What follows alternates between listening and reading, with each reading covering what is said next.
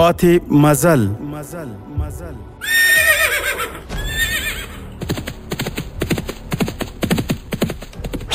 د تاریخي ناولونو ځانګړې خپرونه پاتې مزل د اوسني عصر د ننګونو او فرصتونو هنداره چې د اسلامي تمدن د عروج او انحطاط عوامل روښانه کوي.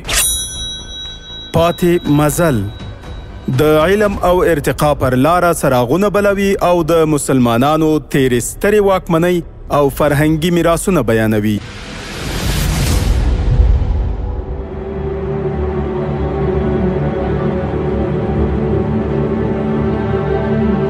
د امید رادیو ډیرو قدرمنو اوریدونکو هیله ده چې ټول به روغ جوړ او په ورځنیو چارو کې بریالي اوسئ.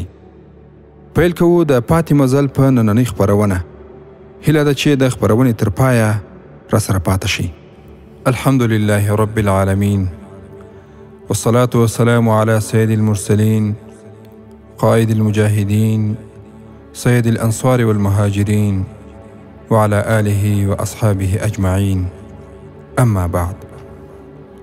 ورونو او خويندو، په تیره برخه کې تاسې واورېدل چې په دویمه ورځ چې کله 100,000 پوځ د دښمنانو د تباه کولو لپاره د توپان په توګه باندې حرکت وکړ، نو د اندلس په پوځ کې حیرانونکې عجیبې او غریبې اوازې او انګازې خپرېدې. هغوی ډارونکې خبرې اورېدلې. د جنرال ټیو ډومیر په شان باتور او تکړه سړی هم د هغوی څخه وتښتېده.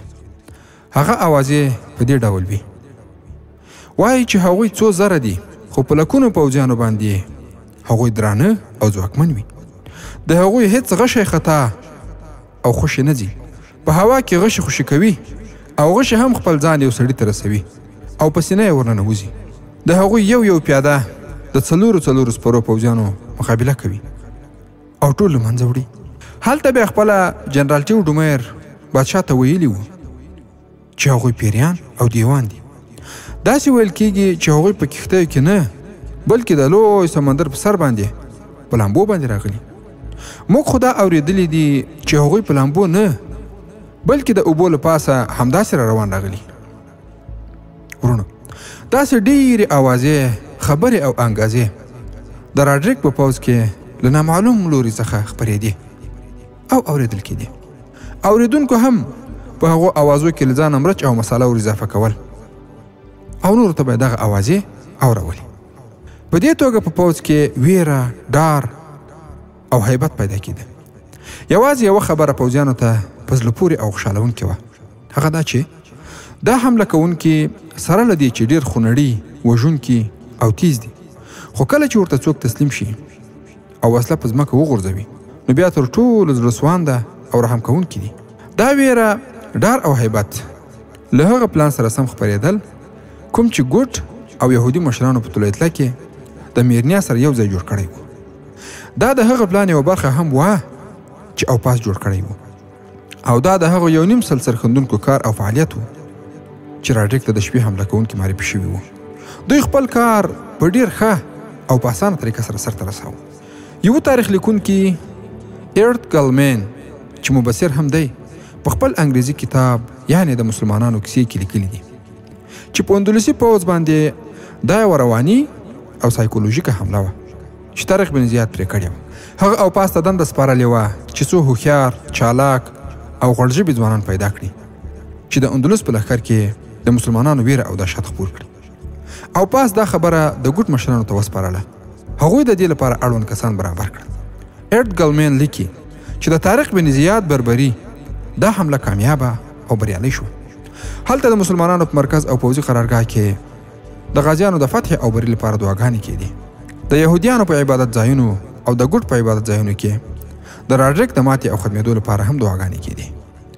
یهودو او ګوټیانو دا ګڼله چې کله راډریک ختم او له منځه ولاړ شي نو واکمني به موږ ته په لاس باندې راشي، ځکه چې حمله کوونکي خو لوټماران او چورکوونکي دي او هغوی به بیرته له دې ځایه ځي. د راډریک لښکر د ګادلیت سیند ته ورسېد. هلته بیا طارق بن زیاد رحمه الله ته هم خبر ورکول شو چې اندلسي لښکر را ورسېده. نو هغه هم په خپل آس پور او په یوه غونډۍ باندې پورته شو. د سیند هغې غاړې ته د سترګو تر دید پورې آسونه او انسانان ښکارېدل. هغه له دې څخه مخکې دومره لوی لښکر نه و لیدلی. هغه ته مخکې ویل شوي وو چې راتلونکی لښکر به د 1,00,000 څخه زیات وي.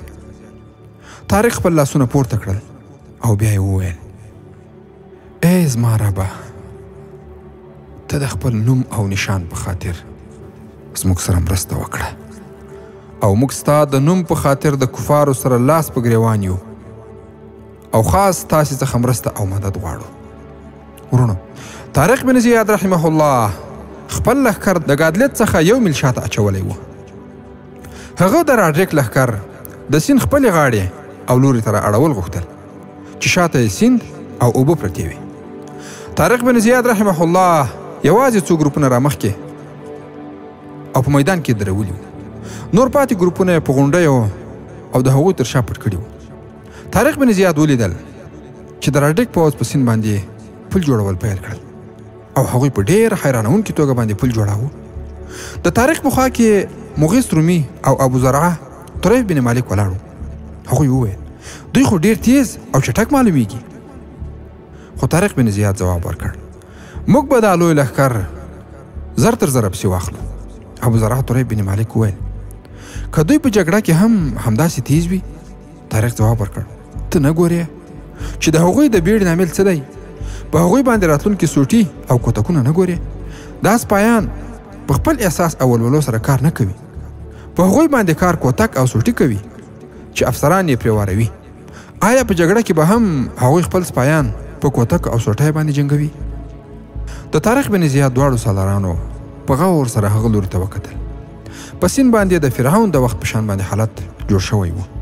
څو کسانو په نورو خلکو کوتکې وارولې. کله به چې چا سستي کوله نو په شا باندې به یې کوتک وخوړ. طارق بن زیاد وویل: جګړه په کوتکو نه بلکې په ولولو سره کیږي. بیا چې د کوم ولس د واکمنو لخوا څخه غلام وګرځول شي او بادشاه د خپل ولس لپاره فرعون وګرځي، نو د داسې قوم پایله پرته له تباهي او بربادۍ څخه بل څه نشي کېدای. همدا ښکته پورته کېدل قومونه تباه کوي. زموږ په غازیانو کې جذبه، احساس او ولوله شته. که پیاده وي که سپاره، سالار وي او که روزونکی، د ټولو په زړونو کې د الله جل جلاله او رسول الله صلی الله علیه وسلم مینه او محبت دی. همدا لامل دی چې موږ ټول سره یو شانته او برابر یو. د هیڅ چا رب د بل د رب څخه لوی او کوچنی نه دی. که ماڼۍ وي که جونګړه، په هر ځای کې الله جل جلاله شته دی. لویي او عظمت یوازې د هغه جل جلاله حق دی. ابو زرعه طریف بن مالک وویل: دومره زیات پوځ او لښکر؟ خو طارق بن زیاد رحمه الله حکم وکړ: خپلو ټاکل شوي ځایونو ته لاړ شئ. الله جل جلاله زموږ د فتح او بری لپاره داسې لاملونه او شرایط را پیدا کړي چې ما یې مخکې امید او هیله نه درلوده. د رسول الله صلی الله علیه وسلم زیری غلط نشي کېدای. خو سره له دې هم زه یوازې خوب لیدونکی انسان نه یم. د الله جل جلاله رضا هغه څوک ترلاسه کولی شي چې کوښښ یې کوي، او الله جل جلاله د هغه چا مرسته او مدد کوي چې خواري او زیار وباسي. تاسې اوس خپل عقل او فکر په کنټرول کې وساتئ. ورونو، هلته بیا د راډریک لښکر ټوله شپه له سینده څخه راتېرېده. کله چې سهار شو، 1,00,000 پوځ په لوی او پراخ میدان کې د جګړې لپاره په ترتیب سره ولاړ و چې مخې ته اسلامي غازیان او شاته یې سیند پروت و، او د دې ځای نوم میدین یا سیدانا و. دا وخت د 211 میلادي کال د اخرنۍ څلوریزې یوه ورځ وه. نامتو تاریخ لیکونکی لینفول لیکي چې طارق بن زیاد په خپل آس سپور د خپل لښکر مخې ته راغی او په لوړ آواز باندې وویل: د اسلام غازیانو، ستاسې مخې ته دښمن او شاته مو سمندر دی. ستاسې لپاره د تېښتې هیڅ لاره نشته. یوازې یوه لاره شته چې هغه زړورتیا او فتحه ده. د دښمن له شمېر او زیاتوالي څخه ویره مه کوئ. تاسې له هغې ماتې څخه ویره وکړئ چې بې غیرته مو کړي.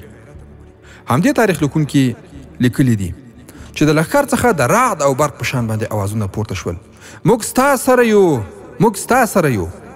هلته بیا د اندلسي پوځ لخوا هم اعلان وشو: تاسې چې هر څوک یاستئ بیرته ولاړ شئ. د اندلس امپراتور چې پادشاهي یې د یوه سمندر څخه تر بل سمندر پورې خپره ده او د هغه د تورې له ویرې څخه ټوله اروپا لړزیږي. په تاسې دا مهرباني کوي چې تر څو تاسې وتلي نه یاستئ د هغو توره به په تیږې کې وي او بهر به یې نه راباسي. خو که دا وړاندیز نه منئ نو بیا خپل پای ته هم فکر وکړئ. هلته بیا طارق بن زیاد رحمه الله ته هم وویل شول چې هغو څه ډول اعلان وکړ، ځکه چې هغه په اندلسي ژبه باندې نه پوهېده. طارق او پاس ته وویل چې ور وړاندې شئ او په لوړ اواز د هغوی په جواب کې داسې اعلان وکړئ: د اندلس امپراتور ته دې د طارق بن زیاد پیغام ورسیږي. ښاغلی امپراتور، موږ بیرته نشو تللی، موږ خپلې کښتۍ هم سوځولې دي. موږ ستاسې د مهربانۍ څخه مننه کوو چې په سیند مو راته پل جوړ کړ چې مخکې پرې ولاړ شو. موږ خو د خپل الله جل جلاله په حکم او امر سره دلته راغلي یو. د اندلس د بادشاه په حکم او خواهش بیرته نشو تللی. خو د اندلسي لښکر له لوري دا ځل په بربري ژبه باندې داسې اعلان وشو: کله چې تاسې د اندلس د امپراتور مقابلې ته راوړاندې شئ نو بیا به خپل الله در سره هیڅ مرسته ونه شي کړای. تاسو د لوټمارانو ډله یاستئ. موږ تاسې ته په آخري ځل ورونو د همدې کلمې په ویلو سره د بربري غازیانو له خوا څخه درې غشي په یوه دم سره خوشي شول او د اعلان کوونکي جنرال په سینه کې ونښتل. هغه په آس باندې راغبرګ شو، بیا یې ولوري ته کوږ او له آس څخه لاندې راپرېوت. دوه اندلسي سپاره په منډه باندې راغلل او وژل شوی جنرال یې په آس باندې بار کړ او شاته ولاړ. هلته بیا راډریک د خپل لښکر مخې ته نه ولاړ. د هغه بیرغ شاته ښکارېده. هغه په خپل سپین آس اورلیا باندې سپور و. کله چې هغه ته خبر ورغی چې جنرال مسلمانانو وواژه نو هغه سمدستي د حملې حکم ورکړ. هغه هم د جنگ او جګړې استاد او په تعرضي جګړه کې نوم درلود. هغه چې کوم پلان جوړ کړی و ټولو جنرالانو په یاد زده کړی و. راډریک خپلو جنرالانو ته ویلي و: د 2 یا 3 ډلو په واسطه باندې به تاسې بریدونه کوئ. که په ټول پوځ باندې یو دم برید وشي نو خپل زخمي اسونه د سپیانو لپاره غم جوړیږي او خپل پیاده تر پښو لاندې کوي. د یوه ځای حملې په صورت کې سپرو ته د جګړې لپاره مناسب شرایط نه برابریږي او هره حمله به د نوي او تازه ګروپ په واسطه باندې سرته رسول کیږي. د دښمن شمیر ډېر لږ دی. هغوی باید پرله پسې وجنګول شي او د دمې وخت ورنه کړی شي او جګړه باید په یو ورځ کې ختمه نه شي بلکې اوږده شي چې ټول دښمن زموږ په تورو باندې ختم شي. هغوی باید دومره ستړي او ستومانه وساتل شي چې پرته له تورې په ځمکه باندې راپرېوځي. په مقابل کې طارق بن زیاد رحمه الله خپلو ټولو سالارانو او قومندانانو ته ویلي وو: په یوه ځای به هېڅکله جګړه نه کوئ. حمله وکړئ او بیا ولاړ شئ. د تللو څخه وروسته خپاره شئ چې دښمن هم ستاسې پسې خپور شي. دښمن د خپل ځان پسې د غونډۍ منځته راکش کړي تر څو غشي ویشتونکي یې سم برابر کړي. د طارق پلان ورونو د طارق بن زیاد رحمه الله پلان د چریکي او ګورلایي یا د خرپ او ترپ جګړه کول و. ځکه د دومره لوی لښکر سره په یو ځای کې جګړه کول امکان نه درلود.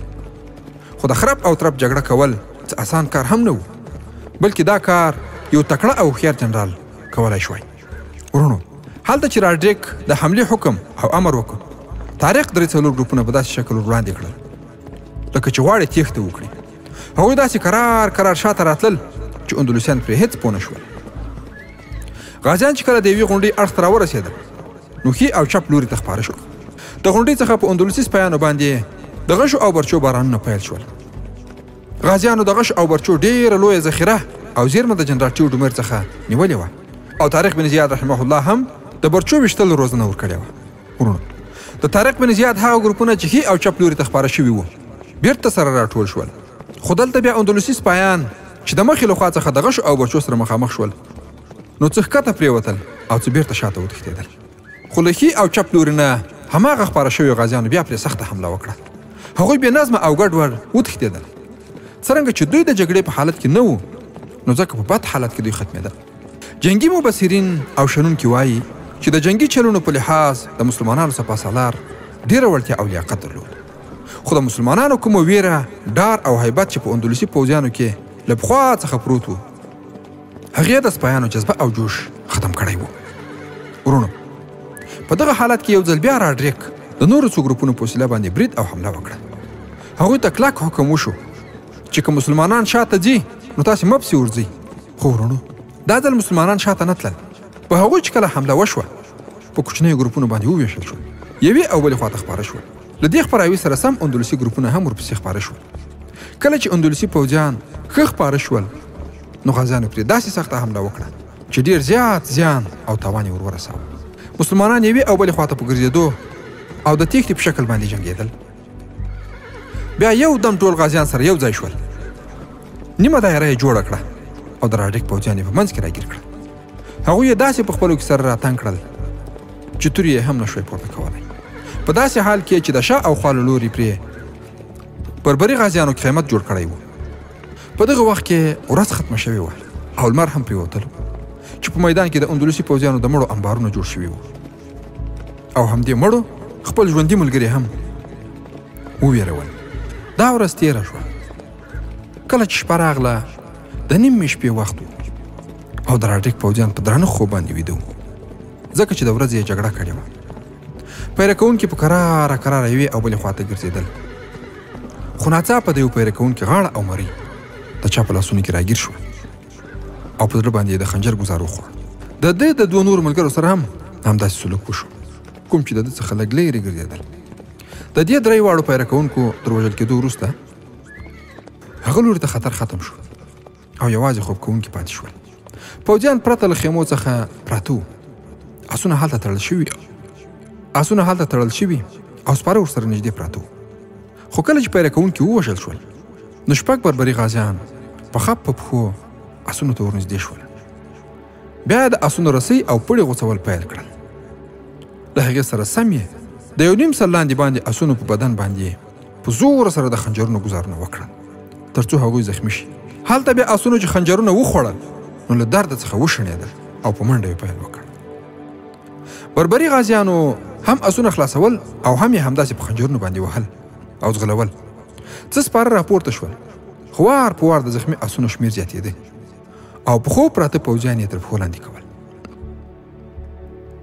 خو دا نه معلومېده چې آسونو څومره ویده سپایان تر پښو لاندې کړل.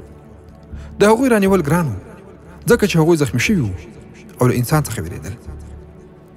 یو آس به سړی چپه کاوه او بل به پرې له پاسه خوت. بربري غازیان د عملیاتو له کار څخه بیرته ژوندي خپل مرکز ته ورسېدل. هغوی د راډیک په قرارګاه کې شور او غالمغال همداسې اورېده. چیغې او نارې وهل کېدې. آسونه یوې او بلې خواته تښتېدل چې بالاخره ټول پوځ را بیدار شو. د جنگي آسونو راګیرول او قابو کول خو آسان کار هم نه دی. د دې شور او غوغا په ترڅ کې راډیک هم راویښ شو. یو آس په څو کسانو باندې راونیول شو. مشعلونه روښانه شول. آس راډیک ته وښودل شو چې د شا څخه یې وینې را روانې وي. راډیک حیران و چې دا آس څرنګه زخمي شوی. بیا ورته نور آسونه هم راوستل شول چې زخمي وو. د هغوی هم ځینې ځایونه زخمي شوي وو. راډیک وویل دا د دښمن د شپې حمله ده. په آسونو چې کوم پیره کوونکي ولاړ وو هغوی د یو آس پورې وتړي او کش یې کړي تر هغه چې پوستکي ورڅخه ووځي بیا په کندو کې وغورځوي. کله چې کسانو د پیره کوونکو پسې لټون پیل کړ ډېر ځنډ وروسته د درې واړو مړي را پیدا شول.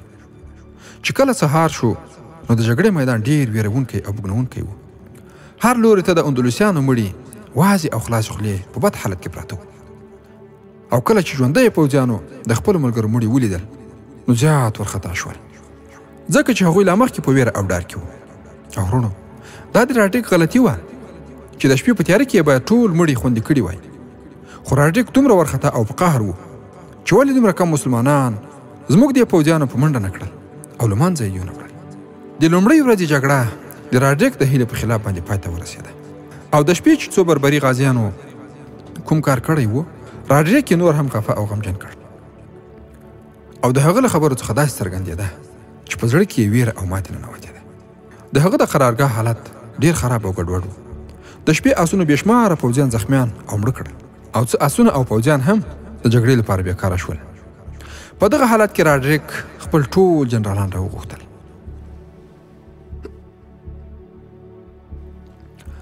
راډیک خپلو جنرالانو ته په غوسه وویل زه نن تر ماښامه همدومره د مسلمانانو مړي په میدان کې لیدل غواړم څومره چې زموږ پراته دي. نن د غچ او انتقام ورځ ده. خو یو جنرال وویل نن باید موږ د زیات پوځ په وسیله باندې برید او حمله وکړو.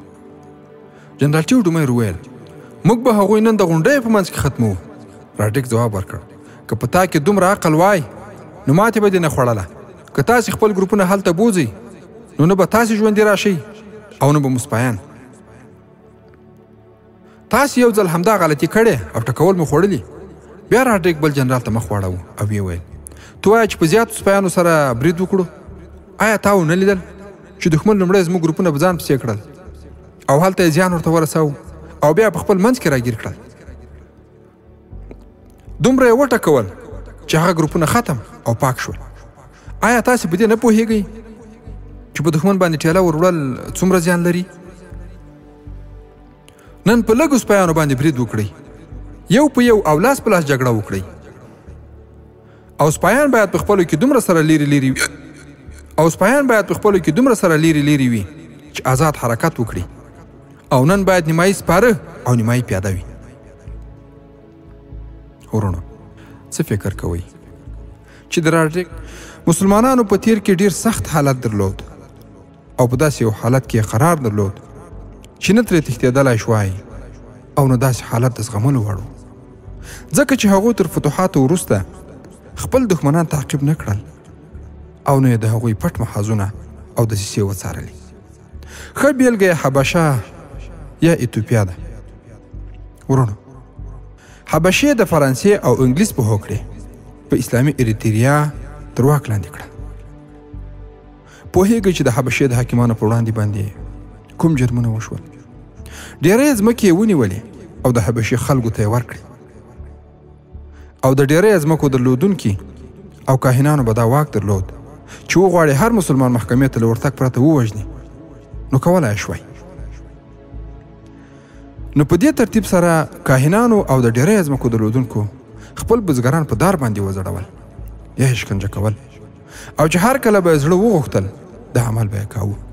د مسلمانو بزګرانو لپاره هلته یو زندان جوړ شو چې زندانیان به پکې په داسې درو باندې وهل کېدل چې د هر یوې وزن به تر 10 کیلو زیات و. په دې ویرونکې شکنجې یا له دې ظلم وروسته به یې لاس او پښې ورتړل او په وړو وړو اتاقونو کې به یې واچول، او هلته به یې تر 10 یا هم تر 10 زیاتو کلونو پورې پاتې و. او کله به چې زندانیان خوشي شول هغوی به بیا نه شوای کولی چې په پښو باندې ودرېږي، ځکه ملا به یې په پښو باندې تر ډېرو درېدو وروسته د لیندۍ یا قوس په شکل باندې جوړه شوې وه. دا ټول جنایتونه د هیلا سلاسي له لوري د حبشې تر نیولو وړاندې تیر شوي. خو څنګه چې هیلا سلاسي د حبشې امپراتور شو، نو په هغه وخت کې د مسلمانانو د ورکولو 15 کلن پلان وړاندې کړ، او د امریکا د کانګرس په وړاندې یې په خپل پلان ویاړ هم کاوه. نوموړي ظالم او جابر د مسلمانانو د شرمولو لپاره داسې قوانین وضع کړل چې له ډلې یو دا و مسلمانان دې د دولت د مسؤلانو پر وړاندې باندې رکوع وکړي، که نه نو وبه وژل شي. نوموړي همدارنګه دا امر ورکړ چې د مسلمان وینه په عادي بهانې سره روا شي. د بیلګې په توګه چې د یو پوځي مړ جسد به د مسلمانانو د کلي تر څنګ ولیدل شو، حکومت خپل پوځیان دې کلي ته ورلېږل او د دې کلي ټول وګړي یې وژل، او د هغوی جسدونو ته به بیا اور ورکړ. خو کله چې یوه پیښه داسې وشوه، حکومت هم پوځیان هغه کلي ته ولېږل او د کلي ټول وګړي یې ووژل او جسدونه یې هم په اور باندې وسوځول. خو وروسته بیا څرګنده شوه چې د پوځي قاتل یې ملګری و، نه د دې کلي مسلمانان. او د قتل دلیل دا و چې پوځي د ملګري په میرمن باندې تیری کړی و. په پایله کې د ښځې خاوند هغه پوځي وژلی و. ورونو دا د هغه وخت د مسلمانانو حالات ول چې په هغه وخت کې د مسلمانانو یو منظم حکومت نه و، او دوی د دغو کفارو لخوا څخه په دغسې ظلمونو کې قرار درلود. یو عالم شیخ عبدالقادر وغوښتل چې د دې ډلهیزې وژلې پر وړاندې باندې راپورته شي، نو مسلمان نارینه یې راټول کړل او په ځنګل کې پټ شول. حکومت چې کله د دوی له دې اقدام څخه خبر شو، ښځې او ماشومان یې راټول کړل او په کورونو کې له بندي کولو وروسته په ټولو باندې تیل وپاشل او ټولو ته یې اور ورکړ، او په دې باندې یې هم بسنه ونه کړه. د دې پاڅون کوونکو له ډلې به چې هر څوک ونیول شو، تر وژلو وړاندې به یې ډېرې سختې شکنجې ورکولې، چې د دې شکنجو له ډلې یې د یوې یادونه دا ده: د محکوم په غوږ او سترګو کې نیم سوی سګرټ ایښود، د خپلوانو په وړاندې به یې په ناموس باندې تیری کېده، او د ټوپک په کنداغ سره به په خصیو کې وهل کېده. همدارنګه په اغزي لرونکو سیمونو به تر هغه راکشېده چې پرې به شي او تر مرګ وړاندې به په ټپي بدن په ځمکه اچول کېده چې وحشي حیوانات یې وخوري، د دې لپاره چې په وړاندې یې مقاومت ونه شي. ورونو، دا د هغه وخت ظلمونه ول چې د مسلمانانو څخه دوی ډار او ویره درلوده. او دغه هیله سلاسي امر وکړ چې د مسلمانانو مدرسې او ښوونځي وتړل شي او پر ځای یې مسیحي ښوونځي جوړ شي، او مسلمانانو ته امر وکړ چې خپل اولادونه هماغه ښوونځي ته ولیږي چې مسیحان شي. د اریتریا په ولایتونو کې فاسق خلک والیان کړل. له دغې ډلې څخه یو چې څو ولایتونه هم ورسپارل شوي وو، هغه خپل کار په دې ډول باندې پیل کړ. اول امر یې دا وکړ چې بزګران دې د نوموړي له هوکړې پرته له ځمکو څخه خپل حاصلات نه راټولوي. په دې سره نوموړي تر هغه پورې بزګرانو ته د حاصلاتو د وړلو اجازه نه ورکوله تر څو چې خراب شوي نه وای. نو بالاخره یې د مسلمانانو 90 سلنه اراضي خپله کړه. نیمه هغه یې خپله ونیوله او نیمه نوره یې خپل امپراتور ته ورکړه چې په دې سره یې د بزګرانو ټوله شتمني چور کړه. دې لعین حاکم امر وکړ چې مسلمانان دې په بېلابېلو برخو کې کلیساوې جوړې کړي. هغوی همداسې وکړل. بیا امر وکړ چې د هر کلي په دروازه کې یوه کلیسا جوړه کړي. او ورونو، په دې باندې یې هم بسنه ونه کړه، بلکې د جوماتونو تر څنګ یې رنډیانو ته کورونه او عسکرو ته د شرابو خوړلو ځایونه هم جوړ کړل چې هلته شراب وخوري او د نشې په حالت کې جوماتونو ته ننوځي، هلته چټلي وکړي او رنډۍ ښځې وګډوي. او امر یې وکړ چې بزګران دې خپلې غواګانې په یهودي یا انکودا وپلوري. کله چې دغه لعین دغه ظلمونه ترسره کړل، نو امپراتور نوموړی د جایزې په ډول باندې د کورنیو چارو وزیر وټاکه. د چا په سر؟ د مظلومو مسلمانانو په سر باندې. هلته د امپراتور د حکومت روڼ اندي او تحصیل کړي مسلمانان ځوانان په هر ځای کې څارل کېدل تر څو په ابدي باندې محکوم کړي یا یې دې ته اړ کړي چې هېواد پرېږدي. دا کار یې د مسلمانانو په حق کې کاوه چې د اریتریا مسلمانان ونه شي کولی له جهالت څخه راووځي او همداسې تلپاتې اسیران پاتې شي. د دا ډول کړنو بیلګې ډېرې دي. ورونو، دغه یوه بیلګه وه چې موږ تاسې ته بیان کړه. په دې ډول بیلګې د تاریخ په کتابونو کې په زرهاوو دي. خو د نن ورځې مسلمانان چې الحمدلله الله جل جلاله ورته نظام ورکړی، په دې باندې باید شکر وباسي او د تیرو مسلمانانو حالات خپل مخې ته کېږدي چې په هغه وخت کې د مسلمانانو منظم حکومت او حاکم نه و، نو دوی په کوم حالت کې ول. او اوس چې الحمدلله مسلمانان منظم نظام لري او د نظام په واک کې ټول الحمدلله مصلح خلک دي، نو د دې شکر باید ادا کړي. د امید راډیو ډیرو درنو او متدینو اوریدونکو، دا وه د پاتې مزل نننۍ خپرونه چې تاسو ته ما ډاکټر سیف الله خالد وړاندې کړه. هیله ده موږ هم په خپلو نیکو دعاګانو کې یاد ساتئ. تر راروانې جذابې تاریخي خپرونې مو په لوی او مهربانه الله جل جلاله سپارم. السلام علیکم ورحمة الله وبرکاته.